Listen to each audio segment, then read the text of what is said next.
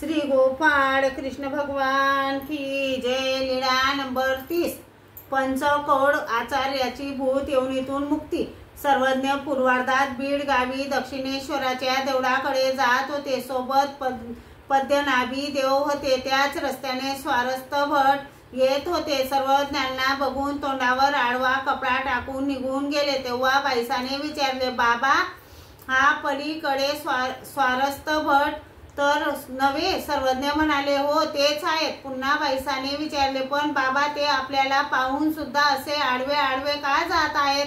सर्वज्ञ म्हणाले, हा पद्मनाभी आमच्या बरोबर आहे ना म्हणून। तेव्हा बाईसा म्हणाली, पद्मनाभी येथे असला तरी त्याला आडवे जाण्याचे काय कारण? यावर सर्वज्ञ म्हणाले, बाई पत्नीपेक्षाही मनुष्याला आपल्या शिष्याचा अभिमान अधिक असतो।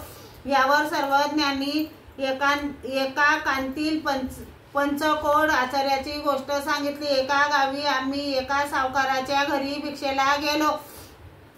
तेव्हा त्यांच्या मुलाला भूत बाधा झालेली होती। त्याला साखळ दांडाने बांधून ठेवले होते। मांत्रिक येऊन त्याला आंघोळ घालण्यासाठी त्यांच्या अंगावर तेल ओतत असताना ते भूत मंत्रिकाला म्हणायचे, तू या मंत्राने मला काढू पाहतो? असे म्हणून तो मंत्र उच्चार करायचा। या औषधाने तू मला काढू पाहतोस? असे म्हणून औषधाचे नाव घ्यायचा। तो कशानेही निघत नव्हता व कोणाशीही बोलत नव्हता। असे असताना एके दिवशी आम्ही तेथे भिक्षेला गेलो, परंतु पुढे सांडपाण्याची मोहरी असल्यामुळे दुसरीकडे भिक्षेला जाऊ लागलो। तेव्हा त्या भूताने आम्हाला पाहिले आणि म्हणू लागला, अहो मला सोडा, अहो मला सोडा। या सर्वज्ञांजवळ मला जाऊ द्या, मग मी तुमच्या मुलाला सोडीन आणि मीही या भूत योनीपासून सुटेन। तेव्हा त्यांनी म्हटले, अरे हा इतके दिवस बोलत नव्हता आणि आता हा बोलू लागला, तर याला सोडा। आम्ही इतके असताना हा कुठे जाईल? मग त्याला सोडले। तेव्हा आम्ही भिक्षा करून नदीवर गेलो।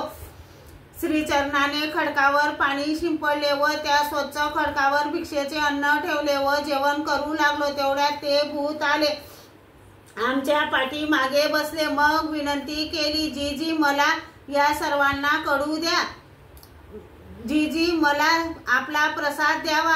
आम्ही विचारले, तू कोण आहेस? त्याने सांगितले, हे आपण जाणता की? यावर आम्ही म्हटले, या सर्वांना कळू द्या। मग त्याने म्हटले, जीजी मी पूर्वी 5 कुळाचा आचार्य होतो। माझा शिष्य दुसऱ्या संन्यासाकडे गेला, तेव्हा शिष्याभिमानाने मी त्या संन्यासाला विष देऊन मारले, म्हणून त्या पापामुळे मी भूत झालो।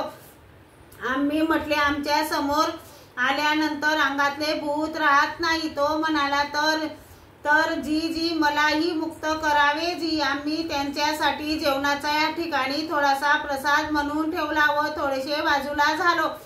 त्याने प्रसादाचे कणकण उचलून खाल्ले। आम्ही म्हटले, आता याला धरा आणि तर हा धडकन पडेल।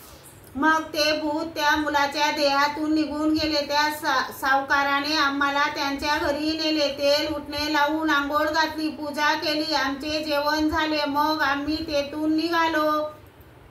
श्री गोपाळ कृष्ण भगवान की जय।